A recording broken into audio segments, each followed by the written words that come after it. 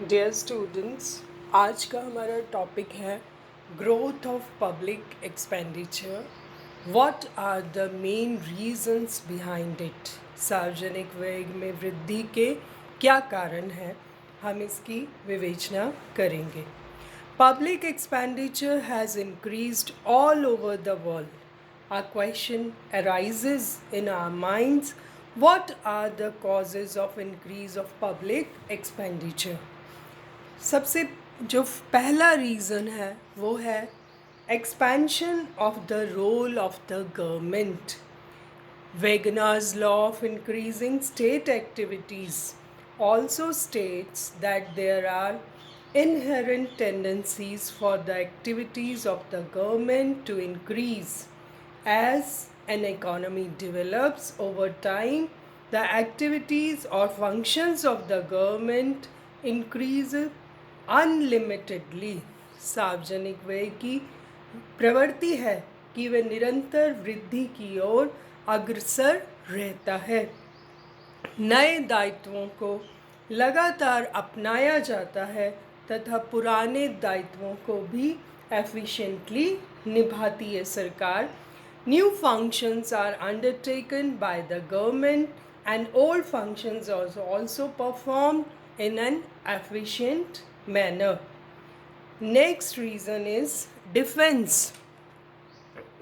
Public expenditure जो बढ़ता जा रहा है दिन ब दिन, उसकी एक बहुत बड़ा कारण है सुरक्षा पर व्यय।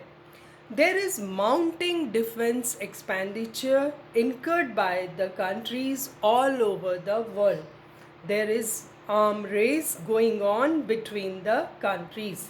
The governments build up efficient and adequate armed forces, not only external security but internal security also needs military preparedness.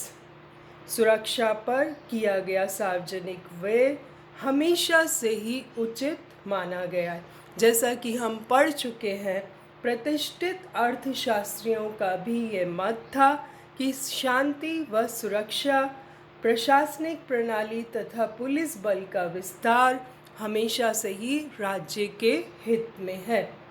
Next reason है पॉपुलेशन ग्रोथ एंड अर्बनाइजेशन। जनसंख्या वृद्धि और शहरीकरण। जैसा कि आप सभी जानते हैं कि the increasing population is responsible for the growth of the public expenditure. जैसे जैसे जनसंख्या की वृद्धि होती है, we need some basic amenities for the people.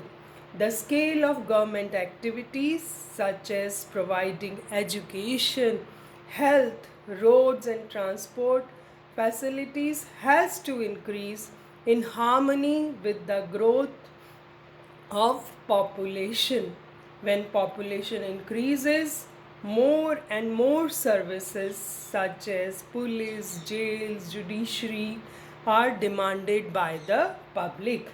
जैसे जैसे जनसंख्या में वृद्धि होती जाती है, सरकार को सड़कें, रेलवे, स्कूल, कॉलेज, अस्पताल पर अधिक से अधिक खर्च करना पड़ता है। पलायन, आप जानते हैं कि रोजगार की तलाश में बहुत से लोग गांव से शहरों की ओर पलायन करते हैं। गांव से शहरों की ओर पलायन करने से शहरों में जल, बिजली, मकान, सड़क, स्कूल, यातायात के साधन, पार्कों की अधिक ज़रूरत होती है और इसी वजह से गवर्नमेंट का एक्सपेंडिचर बढ़ता जाता है, क्योंकि it is the mandatory for the government to provide these facilities to the public.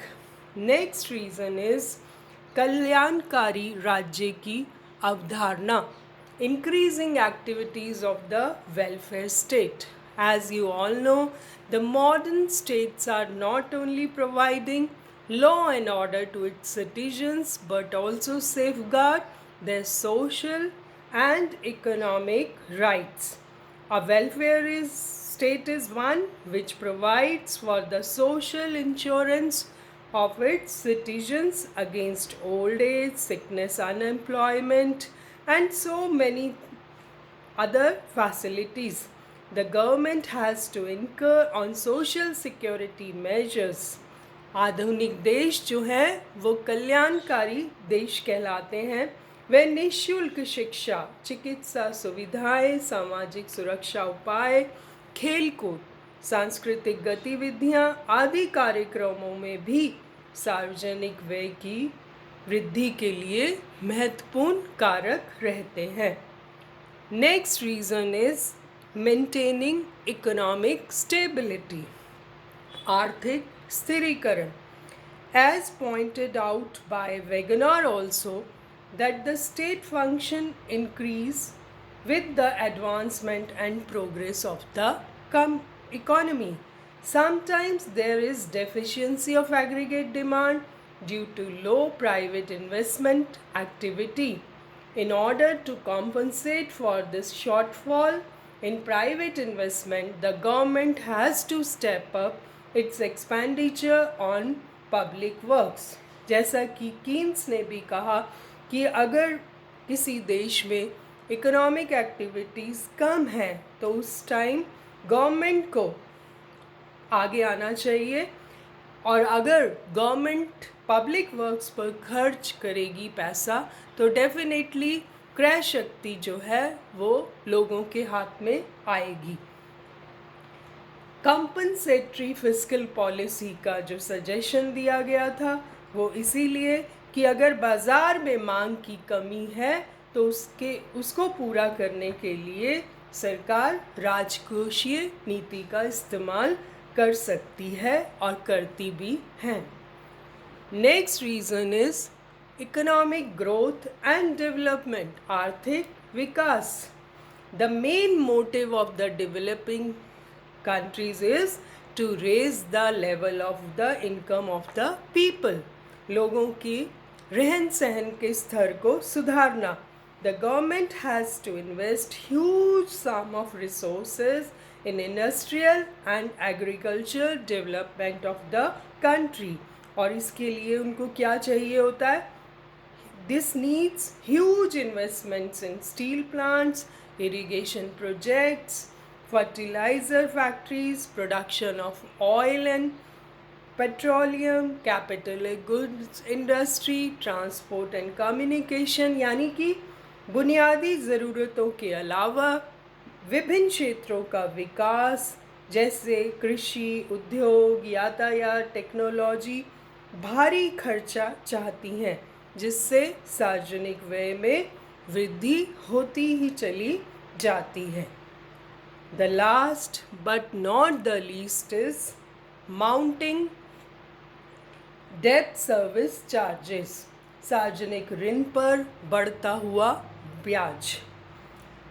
The government has been borrowing heavily in recent years to finance its increasing activities. It borrows not only from the public but also from the international organizations such as IMF, World Bank.